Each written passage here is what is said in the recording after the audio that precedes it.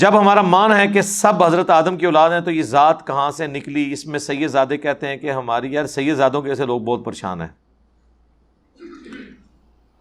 دیکھیں یقیناً ذات پات کی بنیاد کے اوپر تمیز نہیں کرنی چاہیے، سوائے ایک چھوٹا سا اس کا پورشن ہے کہ اللہ جسے چن لے. اب ذات پات کو تو چھوڑ دیں، ذات پات کی تو تفریق کوئی کہہ سکتا ہے کہ انسانوں کی بنائی ہوئی ہے.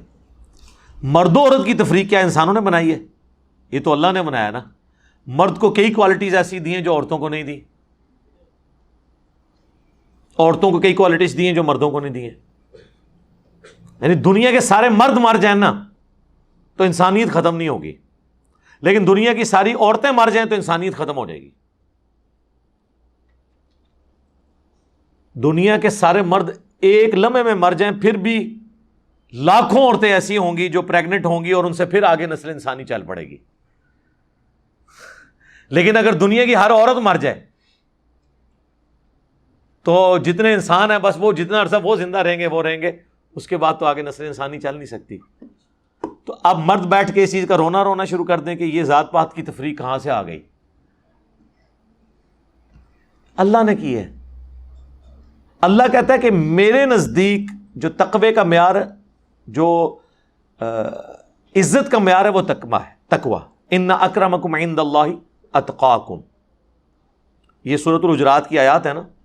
اللہ تعالیٰ فرماتا ہے کہ ہم نے تمہیں آدم علیہ السلام، تم سب آدم علیہ السلام کی اولاد ہو، آدم سے پیدا کیا اور اس کے بعد تمہیں گروہوں میں، قبیلوں میں بانٹ دیا تاکہ تمہاری پہچان ہو. تم میں سب سے عزت والا اللہ کے نزدیک وہ ہے جو تقوی والا ہے، پرہیزگاری والا ہے. یار تھوڑا آگے ہو جائے نا آپ، یہ کام بھی اب مجھے ہی کرنا پڑے گا.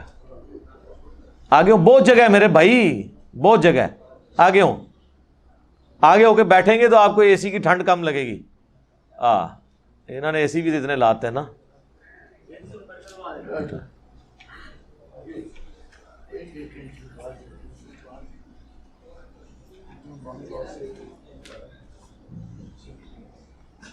اچھا، تو یہ جو ذات پات کی اس حوالے سے تو تفریق اللہ نے کی ہے کہ تمہیں قبیلوں میں بانٹا ہے، یہ اللہ نہیں بانٹا ہے، بل اس کی بنیاد کے اوپر ایک دوسرے کو ذلیل کرنا وہ غلط ہے. بنی اسرائیل کو قرآن میں 2 دفعہ آیا انی فضلتکم علی العالمین، اے اولاد یعقوب ہم نے تمہیں سارے جہان والوں پر فضیلت دی تھی.